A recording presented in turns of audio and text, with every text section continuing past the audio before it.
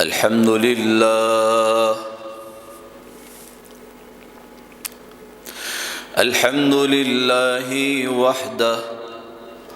والصلاة والسلام على من لا نبي بعده أما بعد فأعوذ بالله من الشيطان الرجيم بسم الله الرحمن الرحيم إن الله وملائكته يصلون على النبي يا أيها الذين آمنوا صلوا عليه وسلموا تسليما اللهم صل على سيدنا ومولانا محمد وعلى آل سيدنا ومولانا محمد وبارك وسلم تسليما كثيرا كثيرا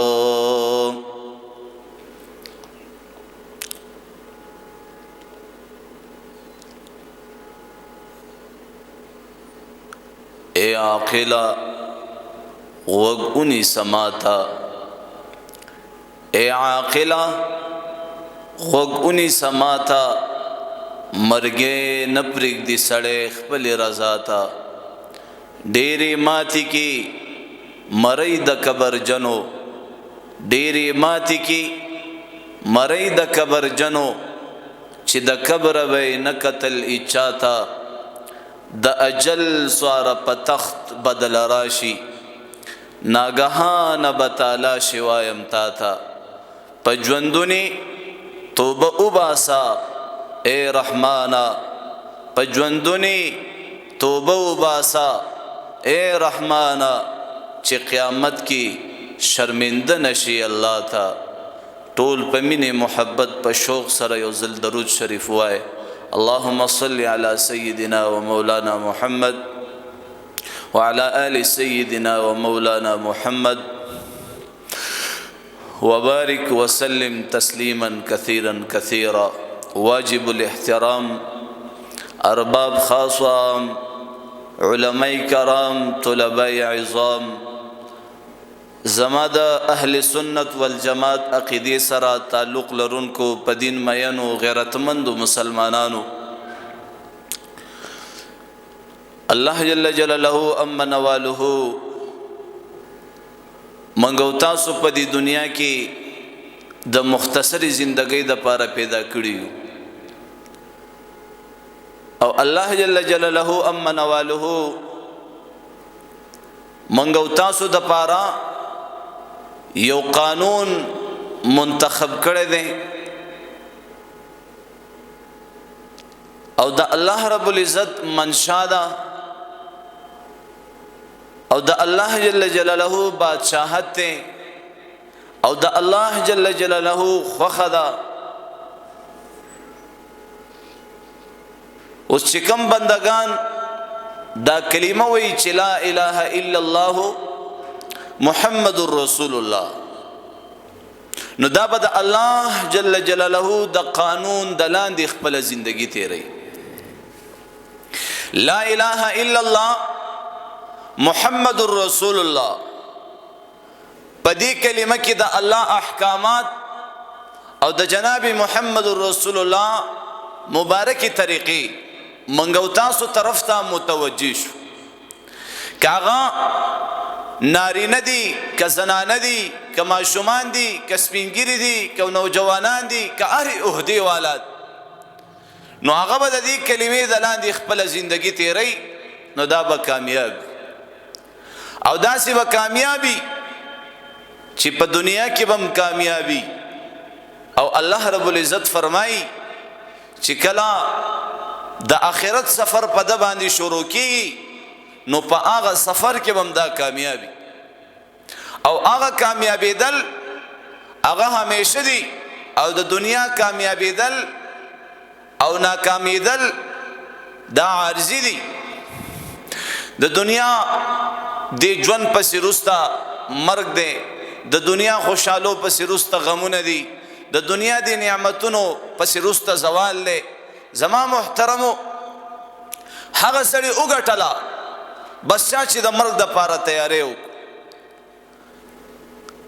رسول الله صلی الله علیه وسلم فرمایي چې دا مرګ بیا د مؤمن د پاره تحفه ده، دا د خوشحالو ځای ته یوسلی شي،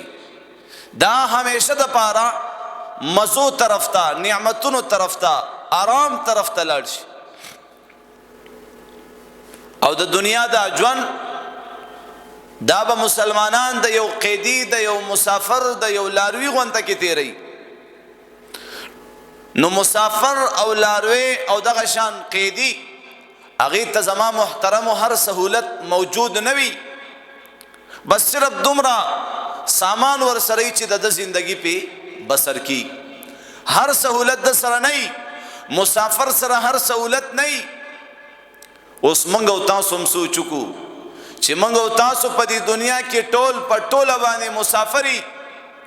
یو نه یو ورځ به زما او ستا د دې دنیا نه رخصتي کیږي، او هغه رخصتي به داسې وي چې بیا به زما محترمو دې دنیا ته راتلل نه وي. دا چې کوم خلک لاړه تاسو په دې خپلو سترګو باندې ګورئ، څومره ښایسته ښایسته ځوانان لاړه، څومره ښایسته ښایسته سپین ږیري لاړه، څومره ښایسته ښایسته ماشومان، څومره ښایسته ښکلې زنانه، هغه زما محترمو د دې دنیا نه لاړ. لیکن او چې څوک په تیاری سره لاړه، چا چې تیاری کړو او د دنیا په زندگی کې خپل رب راضي کړو، من چاہی زندگی نوی تیرا کړي، رب چاہی زندگی تیرا کړي وي چې الله سوي د الله رسول سوي. نن خو موږ خپل خو ته ګورو، څوک شریعت نه ګوري، څوک شریعت نه ټسي، هر سړی خپل طبیعت ته ګوري. یاره بس طبیعت مې ناسازت، الکه جمعات ته ولې نه ځي؟ یاره طبیعت مې ناسازت. الکه حج کا حج در باندې فرض شو، یاره طبیعت مې نه کی، زړه مې نه کی. داسې ډېرې خبرې موږ او تاسو یعنی د شریعت خلاف کو او د طبیعت موافق. او چې په کومو خبرو باندې زما محترمو روح ته خوراک ملاویږي، نو هغه خبرو کې موږ او تاسو نه کمزورې نه کیږي، او په کومو خبرو کې چې نفس ته خوراک ملاویږي نو په هغې کې زنانم اخته دي، نارینم اخته دي. د دنیا هر طرف ته وګوره چې په دې انسان باندې کله محنت بند شي، په یو ځمکه باندې لکه څنګه محنت بند شي، دا ځمکه بنجره شي، شړه شي، په دې ځمکه کې ماران او لړمانان وشي، دا بیا خپل مالک تم ټک ورکوي. همدغه شان چې کله په نارینو په زنانو باندې محنت نه کیږي، نو دا یاد ساتئ چې دا ګوره بیا د زناورو نم بدتر شي. په دې انسان کې درندگانو صفتونه راغه، د بل کور رانه خپل کور جوړي، د بل د خولې نوړی زما عزتمندو را تختی، بل ډغره ورکي خپل خېټه مړی. د زناورو خویونه پکې راغه. تاسو وګورئ په یو اخور باندې دا زناور تړلی شوي، یو تینا رایله کا، ټوټه ټوټه کا، حلال کا، قیمه قیمه کا، دا بل ورپسې مخم نه راړي. زما ور سره سکار مسلمان خو هغه مسلمانو، د مسلمان وجود دا د یو بدن دی، د مسلمان مثال انما المؤمنون اخوه. الله جل جلاله په خپل قرآن کې فرمایي چې دا مسلمانان دا خپلو کې رونه دي. چا چې دا کلمه ویلې ده لا اله الا الله محمد رسول الله، ازما استاد کلمې رور دی. نن ما او تا د مسلمان په تباہی باندې ولې خوشحالي جوړ نه یو، ایمانونه جوړ نه دي. موږ په ایمانونو باندې هیڅ خواري نه ده کړې، نه دې خبرو ته ګورو چې دا حرام دي، حلال دي، جایز دي، ناجایز دي. زما محترمو او ځان ته وایو مسلمانان بس زندگی لکه د زناورو تیرو نه جنا چې کلمه دی اویلا نو بیا به د دې د کلمې د لاندې خپل زندگی تیرې د حرامو نه بزان ساتي د سود نه بزان ساتي د خويندو حقونه اب ورکه حج در باندې فرض شو حج بکې زکات در باندې فرض شو زکات به ورکه مونږ بکې روزه بنسي دغه شان چې کومي خبري الله په قران مجید کې په موتا باندې حرامي کړی دي زنا ته بنزدیکیږم نه کول لرته نه دی یاد کړی نزدیکیږم هم نه بدکاری ته ناب تول کی کمه نو که چرته دا خبرې زمنګ نه اوتلی نو بهشک چې مونږ او تاسو کوم وعده د خپل رب سره کړی و چې الله مونږ بستا احکامات منو او مونږ بخپل زندگی د جناب محمد رسول الله صلی الله علیه وسلم د تعلیماتو مطابق خپل زندگی نو جوړو دا زمنګ روحنا عالم ارواح کې د خپل رب سره وعده کړی وکنه چې کله دنیا ترالو د دنیا په زندگی کې زما محترم او د دنیا مینا زمنګ زړونو تراله او دا دومره خبيث شه دی دا دنیا مکار ده مردار ده الله رب العزت دی دنیا ته د ماشي د وزر عمر نظر الله نه دی کړي وای کچرتا د ماشي د وزر عمره نظر الله دی دنیا ته کړي وي کافر له به ګټ وبم نه ور کړي په الله قسم هغه ورځ یو زنانا دا خبره کوله چیرې منګ یو ځکه کور واخستل او د دې مسلې ته پوسیم کولو نو د هغه زیاده پاره د یو کور د پاره هغه زما محترم سود تم غاړه ایخوا هغه زنانا سود تم غاړه ایخوا چې الله موږ خپل کور راکې بس نو ما ورته ویلي دا الله اعلان دی چې چا سود وکړو نو د الله سره الله د طرف نه د جنگ اعلان دی بیا د پیغمبر د محمد رسول الله د طرف نه د جنگ اعلان دی زما محترم بیا د الله سره څوک جنگ ته تیاری نو تاسو نمرودیان قارونیان فرعونیان ابو جهل دا غټ غټ کافران لعنتیان الله دا غي څنګه حشر جوړ خو لیکن نن سبا زما محترم خلق په سود کې مبتلا دي حرامو کې مبتلا دي بالکل دا خبره دا غي زړه ته نه کوزيږي چیرې دا موږ د خويندو حقونه لاندې کړی دي آیا چې دا موږ ور نکړو او موږ له مرګ راغې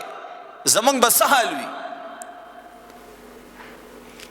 وی نہیں معلوم کہ تلے خاک تماشا کیا ہے زما محترمو ایس پتہ نشتا دا چکم خلق منگ پا دی خاورو کی اخو دی دی دا آغا خلقو پا دی خاورو کی پا دی زمکہ کی دننا سہشر شروع دے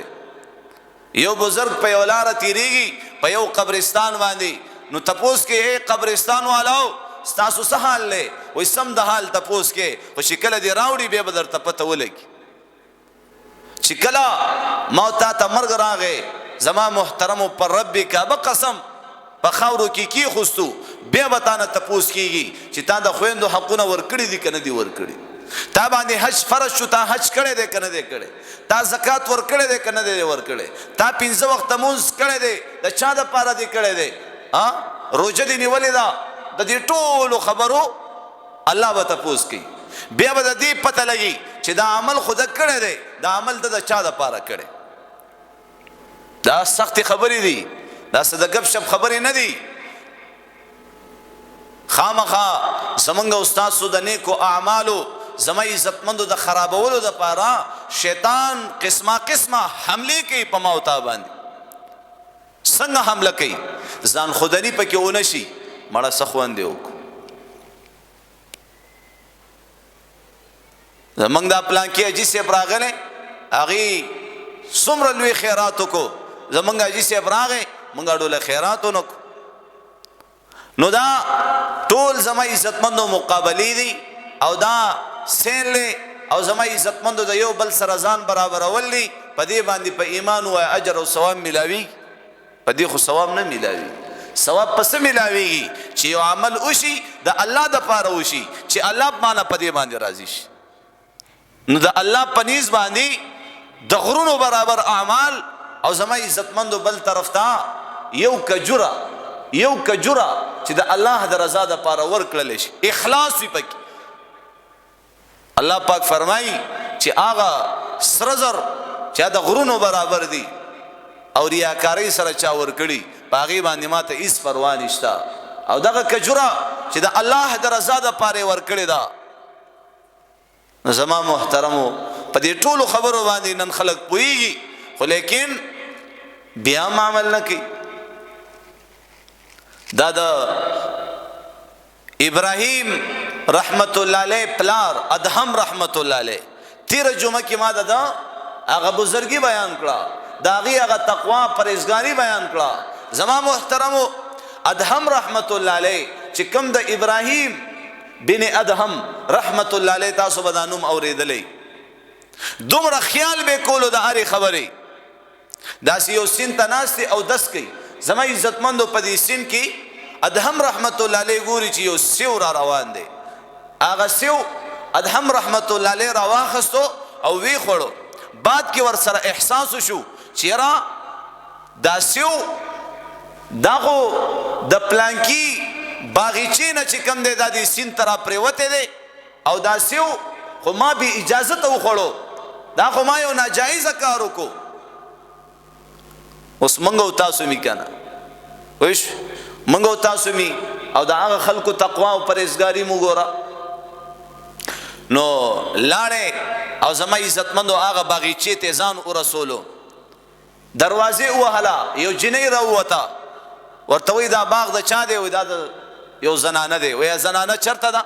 وی زور سره ملاویدل غواړم. زنانه ورته حکم وکړو چې را پرېږد. ادهم رحمت الله علیه لاړې هغه زنانه نه اجازت علی چې د الله د رضا د پاره دا سیو ماته معاف کا، ما دا سیو بی اجازت خوړلې دی په دې سین کې، ستاسو د دې باغ نه یو سیو را پریوته او زما ورته زړه وشو هغه ما وخوړو. نو برای مهرباني تاسو ماته عفو درگذر وکړئ چې دا سیو په ما باندې حلال شي. ازنانه ورته وایي چې دا سکار دی چې دا نیم باغ زما دی او نیم باغ زما د خاوند دی. نو زه خپل هغه نیم سیو کې چې کم دی تا ته به اجازت درکم، عفو به درته وکم، خو په دې نیم سیب کې به ته زما د خاوند نه اجازت علي. وی خاوند دې چرته دی؟ وی هغه په سفر باندې تللی. هغه داسې په سفر باندې تلو. زما محترمو د بخارا نه 10 ورځې هغه ځای ته سفر او ادهم رحمت الله علیه دا 10 ورځې سفر وکړو او زما عزتمندو هغه بادشاه ته ځان ورسولو چې دا باغ د چاو، او هغه ته دا ټوله کیسه مخې ته کېښوسته چې داسې په پلانکي سین کې ستاسو د باغ یو سیو را روانو او ما هغه سیو خوړلی دی. نو په نیم سیو کې چې کم دی ستاسو کور والا ستاسو بیبي ما ته اجازت کړی دی او په دې نیم سیب کې ستاسو اجازت زه غواړم. نو ورته وایي اوس د ده تقوا ګوري، د ده پرهیزګاري ګوري. موږ څومره مشتبه شیزونه خورو، څومره زما عزتمندو یعنی شک و شبهاتو نه ډک خوراکونه کوو. دا نه ګورو چې دا خوراک حلال دی که حرام دی. زمونږ کور ته چا تلکاری راوړه، چا یعنی مال دعوت را کو چې پلانکی شادی حال کې زمونږ واده دی، زمونږ خیرات دی، زمونږ دا چل هغه چل، موږ ډایرک ورځو. موږ مولیان ټول مسلمانان اډیر کم خلق دی، په 100 کې 1% خلق دی چې هغه زما عزتمندو تفسیش کوي چې دې خلکو خو زه خیرات له وغوښتم، واده له وغوښتم، دې خلکو زمونږ کور ته تلکاری راوړه، د دې خلکو کاروبار حلال دی که حرام دی؟ بس صرف دې خېټې ته ورولو، دې جهنم ته ورچو. نو سبم دعاګانې قبلېږي چې په دې خېټه کې حرام پراته وي. بیا به د هغې خباثت زما او ستا په بچو، زما او ستا په بیبي، زما او ستا په کاروبار، زما او ستا په ژوند باندې به ضرور غورځي. نو ادهم رحمت الله علیه ورته دا جړه فریاد وکړو. هغه په یو جلسه کې ورته وایي چې کله زه ځای ته لاړ شم ته به زما ځای ته راځې او هلته به باقي خبرې کوو. اوس عفو ورته نه کوي. زما محترمو چې کله بادشاه راغی ادهم رحمت الله علیه ورغی او بیا ورته سوال او زاری منت کوي چې ته ما ته دا سیو را معاف کا. تما ته اجازت راکا تما ته عفو وکا چې اسنه زما په اعمالو کې زما د قیامت په ورځ پکړ اونشي الله می چرته پدیرونه نسی زما محترمو د دې بادشاہ یو لور وا او هغه ډیره تقواداره پرهیزګاره دینداره ډیره حسینه وا او داغي خواهش داو چې داسې یو تقواداره پرهیزګاره دینداره یو سړی ملاو شي چې داغي سره زه د خپل لور نکاح وکما الانکه د بادشاهانو د بچو د پاره شهزادګانو د پاره ډیره رښتې ورپسې تل راغلي وي خو چاله نو ورکړي او چې دا دومره تقوادار سره چې د سیو د پاره لس ورځې مزل وکړو او ما پسې راغې نو دا به د بنور سمره تقوای د پزړه کې بنور سمره د الله یری دین به بل خسړې ماته چرته ملاويږي زما محترم ورته وي سیو بدر ته در معاف کوم خو په یو شرط وای څه شرط ته وای زما د لور سره به نکاح کې زما د لور سره به نکاح کې خو ټیک ده در معاف کوم او که نکاح نه کې بالکل معاف کېدل نشته ابراهیم بن ادهم رحمت الله علیه چې کوم د ابراهیم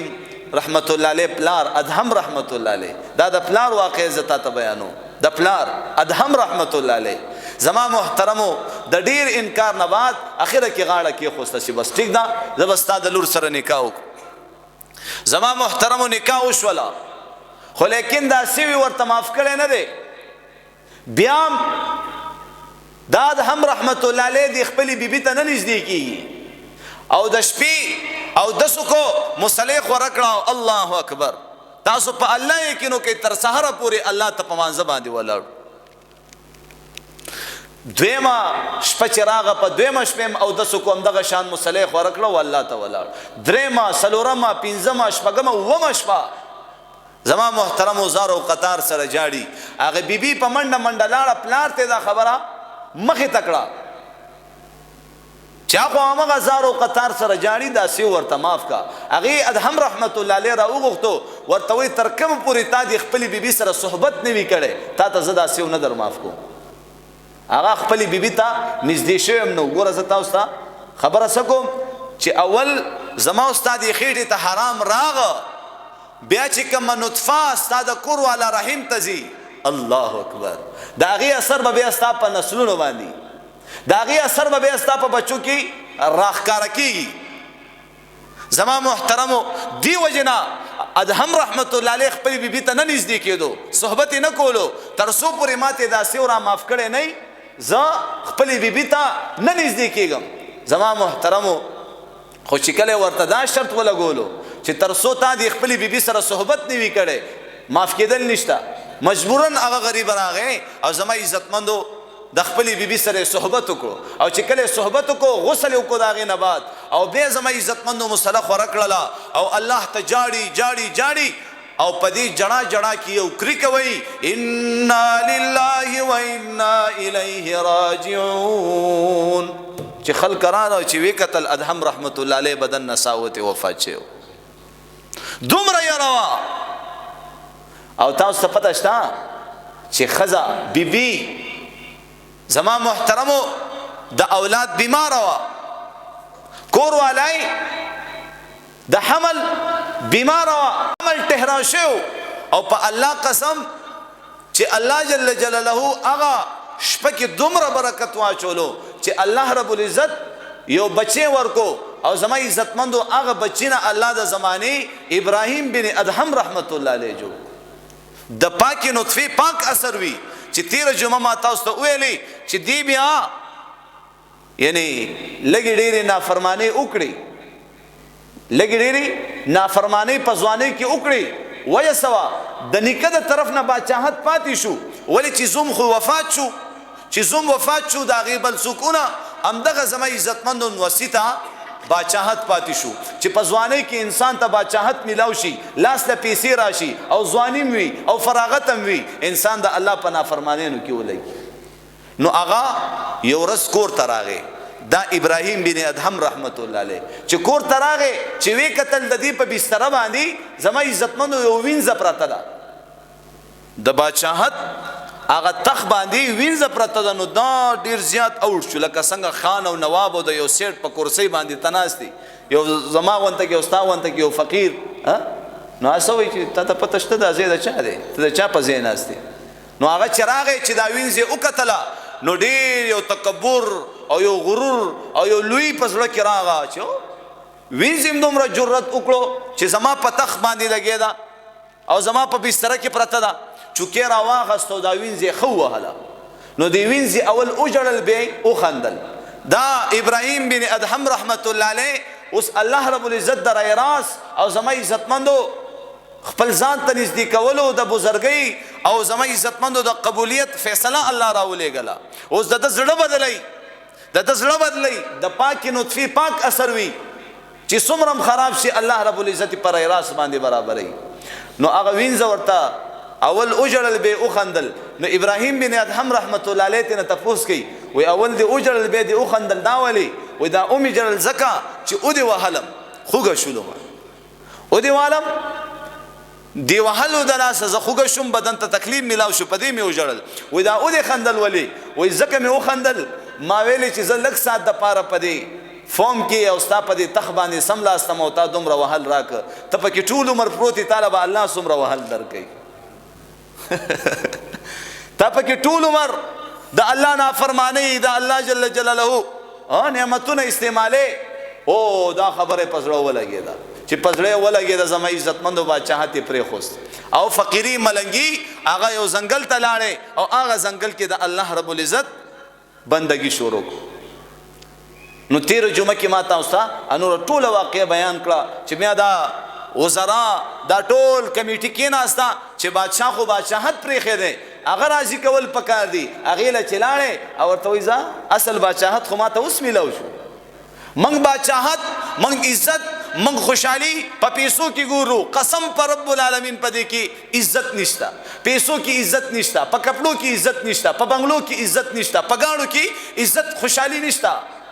نہ دنیا سے نہ دولت سے نگر آباد کرنے سے تسلی دل کو ہوتی ہے خدا کو یاد کرنے سے زما عزت مندو منگو تاسو له الله رب العزت بے تاج بادشاہی را کړی دا تا سره پکور کې قرآن شته که نشته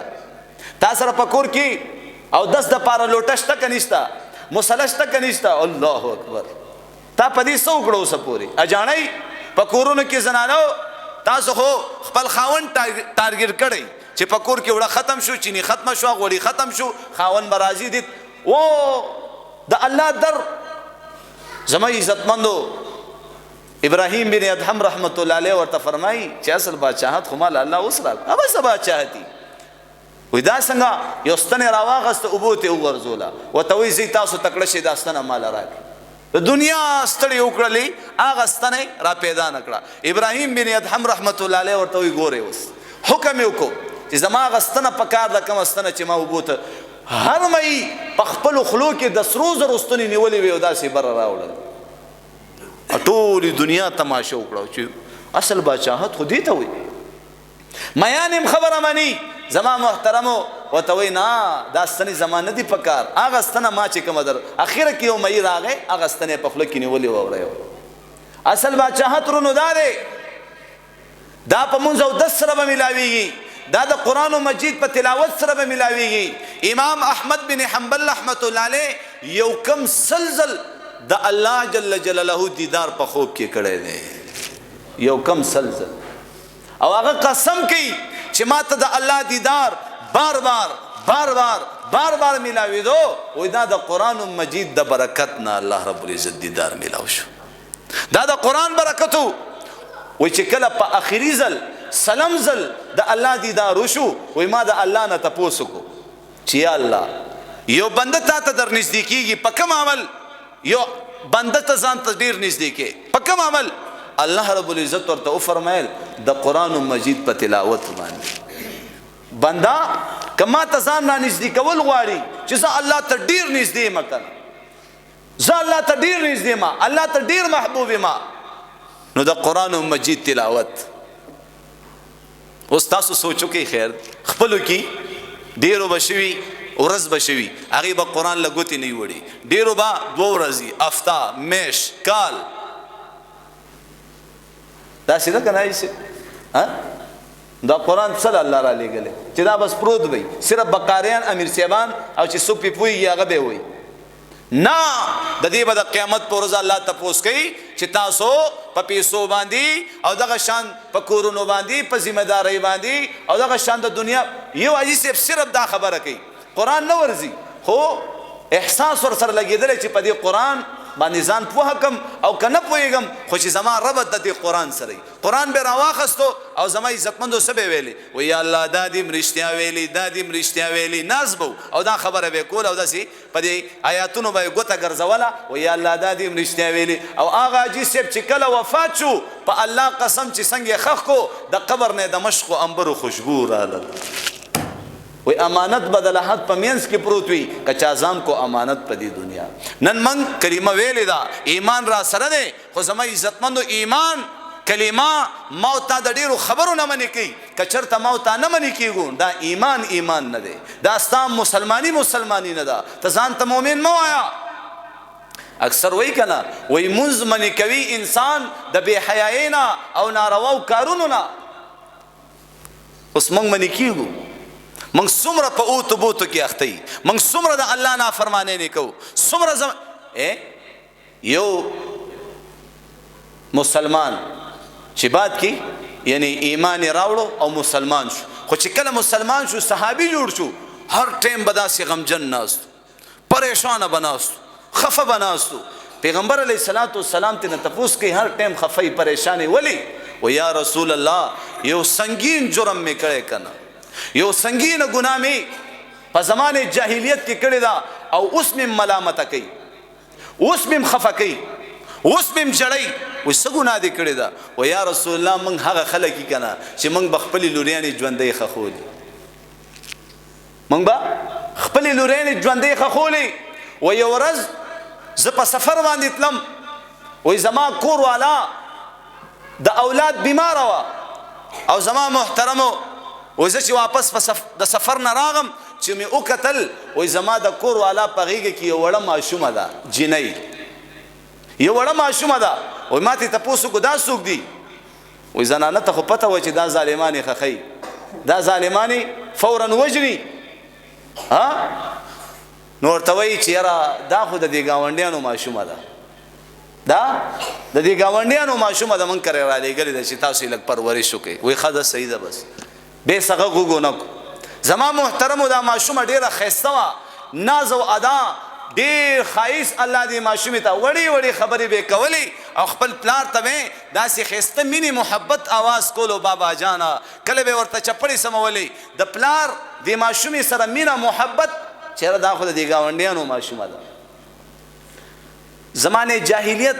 د هغې خلکو بس یو خپل مزاج وایي د خانه کعبې نه به دا بربنډ طوافونه ولې کول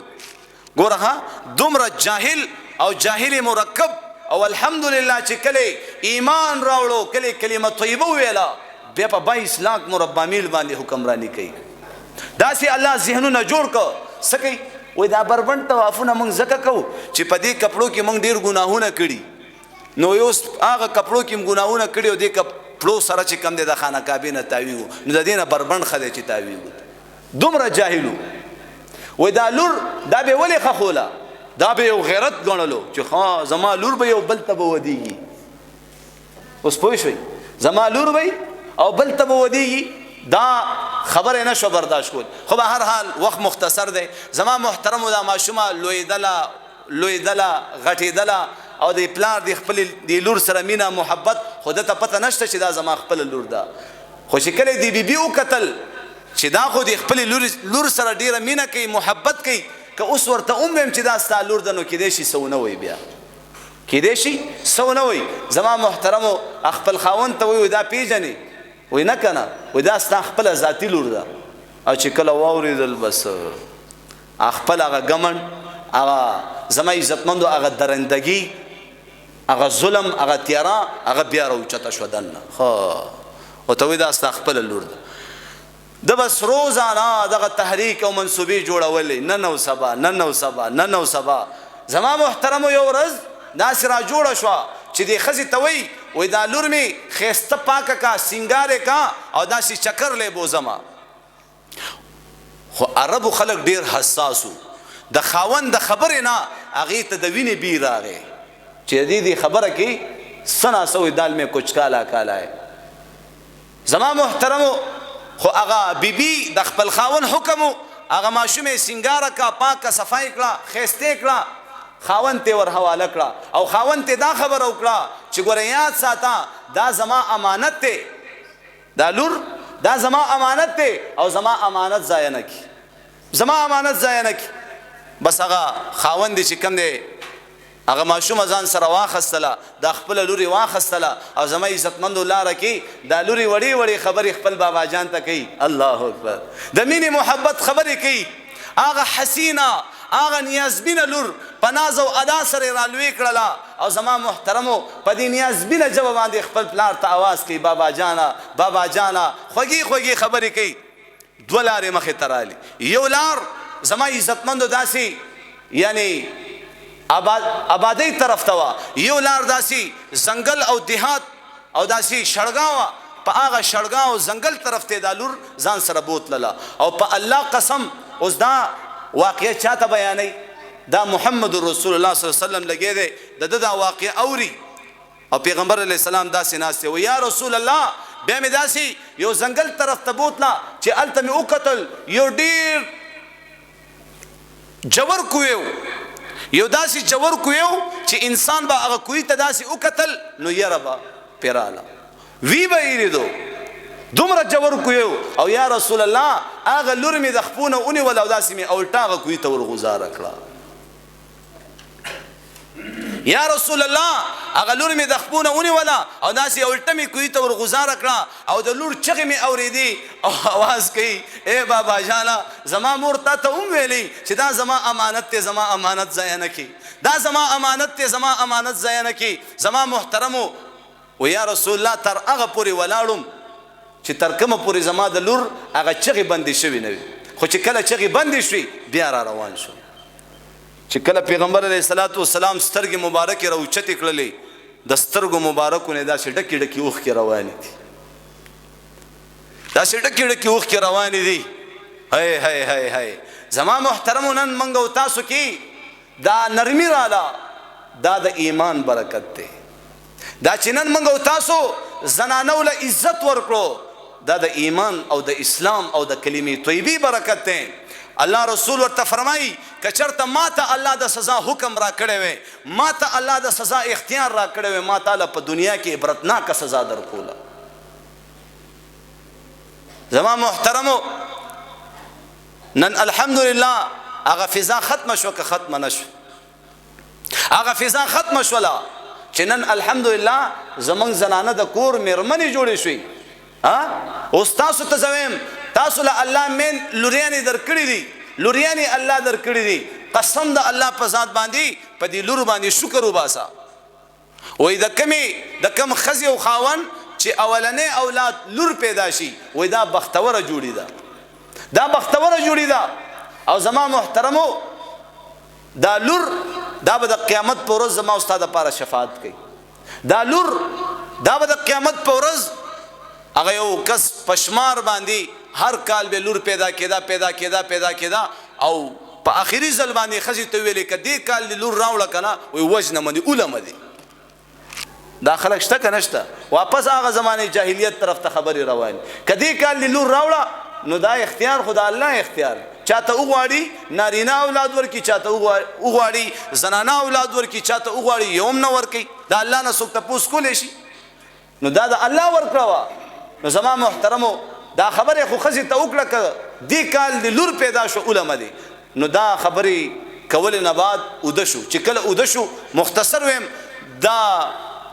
یعنی د نیک اعمال بد اعمال اوتللی شو نو په نیکو اعمالو باندې بد اعمالو وزندار شو. خذوه فغلوا ثم الجحیم صلوا د الله د طرف نه حکم شوی نسی پړ مخې جهنم کې ورغورځوي دای روان کړی دی د جهنم و دروازې دي چې کله او د سولوریانې شپږ لوریانې چې کله په یو پیلنۍ دروازه باندې ور داخلولو الته ورته لور ولاړه وای نه دا زمونږ بابا جان دی دا چرته جهنم ته تللی شي دا په یو قانون هم ته موږ نه جهنم ته نشي غورځولی په دویمه دروازه باندې هلته دویمه لور په دریمه دروازه باندې هلته دریمه لور په څلورمه دروازه باندې څلورمه لور په پنځمه دروازه باندې پنځمه لور په شپږمه دروازه باندې شپږمه لور هلته ولاړه ده خپل بابا جان نه پرېږدي چې زمونږ بابا جان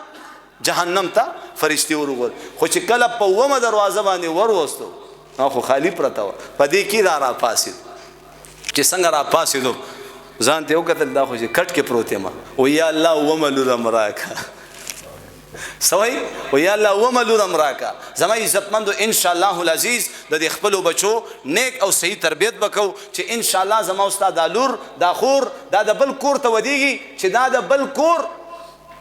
کورانی نه جوړیږي کورودانی جوړی شي اوس کورانی ډیری دی او کنه کورودانی ډیری دی تاسو ته اوس پته ده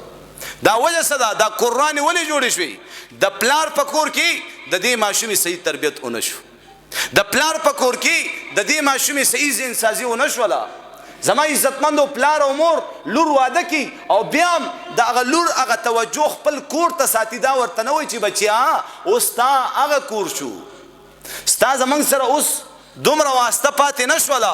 اوس د مور او پلار نم زیات حق د خاوند حق دی ته به اوس د خاوند د اجازت نه بغیر د کور نه نوځي خاوند به ناراضه نه پرېږدي خاوند به نه خفه کې خاوند ستا دپاره جهنم هم دی جنت هم دی نو دا خبرې او دا سینسازي او دا تربیت د خپلو لوریانو د خپلو خویندو کول پکار دي که نه پکار دي که نه په الله قسم دا زمونږ لوریانې دا خویندې دا اوس زمونږ له کیسې قطارې راځي وړه وړه خبره باندې زما عزتمندو د خپل خاوند هغه ورځ یو مثلا ملګري راوړه او داسې غمجن ناست و مې ولې وایي ښځه را باندې طلاقه شوې ده مې هغه څنګه وایي ښځې راته وویلې چې ته په ما باندې طلاق یې ته په ما طلاق یې مې شابسې مې دا طلاق خو نه کېږي وایي اوس واپس سړی چاره شو وایي ښځه مې هم خفه وه که نه وایي ښځې هغه غوسه مې سړه شوله بیا یې باد کې ویلې چې زه مولوي صاحب نه تپوس وکړه چې دا طلاق شوی دی که نه دی نو ما ورته دا اختیار الله سړي له ورکړی دی وجه څه ده چې دا سړی الله رب العزت په عقل باندې کمپلیټ او ښځه ناقص العقل ده دا ټولې ښځې خپلو نارینهو ته محتاج دي چې دا په هره خبره کې د خپلو نارینهو نه تپوس وکړي مشوره او د کم کور چې مشره ښځه وي تاسو دې قسم وایي تاسو دې قسم وایي ګورې هغه کور کې چېرته رشته ونه کوي چې په کم کور کې زنانه مشري کوي زنانه په دې اشاره پوه شوې که نه پکې لور ورکړي او نه تېنه لور وکړي بس چې په کم کور کې د زنانو مشري به نه چلي د نارینهو مشري به چلي زنانه ما ته ډېرې غوسه اکثریت ما ته کالم وکړي ته دې زنانو پسې لګیا خیال دی نو زما عزتمندو ما ورته ویلې چې الله رب العزت زنانه ناقص العقل پیدا کړي دي دا زنانه به د خپلو نارینهو سره په هر کار په هره خبره کې مشوره کوي او چې نه کوي بیا به یې خاوند هم جاړي او دا به هم جاړي نو ما ورته ویلې چې دا اختیار الله خاوند له ورکړی دی او که چېرته دا خاوند د طلاق اختیار ښځې له ورکړي مسلې که ښځې له اختیار ورکړي چې بس ته خپل ځان ته زما طرفه تا ته اختیار دی ته خپل ځان په خپله باندې طلاق کړه که بیا هغې ځان ته په دې صورت کې طلاق وغورځولو نو دا به بیا په تا باندې طلاق شي ورنه هغه دې وایي په ورځ کې ډېر ځل وایي چې ته په ما طلاق یې ته په ما هغه دې تا ته وایي هغه طلاق نه کېږي دا اختیار الله سړي له ورکړی نو انشاءالله عمل به کوو د طلاق د لفظ نه به ځان ساتو زما عزتمندو ما ته وایي ستا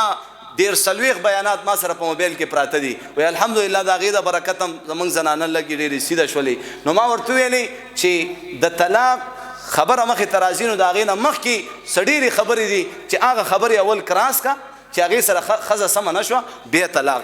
لاره اختیار کړه دا شریعت دی دا نه چې بس وروره و یاره پوه نه شوم او غوسه کې وم او دا چلو هغه چلو الله دې د دې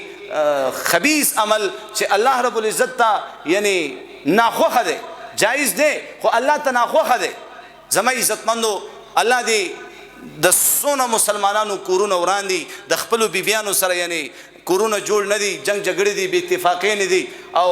د دې اثر په بچو باندې هم کېږي په کاروبار باندې هم کېږي په کور کې هم یو خباست جوړ شوی وي الله دې د هغې خپلو کې کورونه جوړ کړي الله دې خپلو کې مینه محبت پیدا کړي الله رب العزت دا څومره زنانه اوسه پورې بې نکاحونو او بې رشتې یعنې پیغلې په کورونو کې ناست دي الله دې په بهترینو ځایونو کې الله پاک نصیبي وکړي و آخر دعوانا ان الحمد لله رب العالمین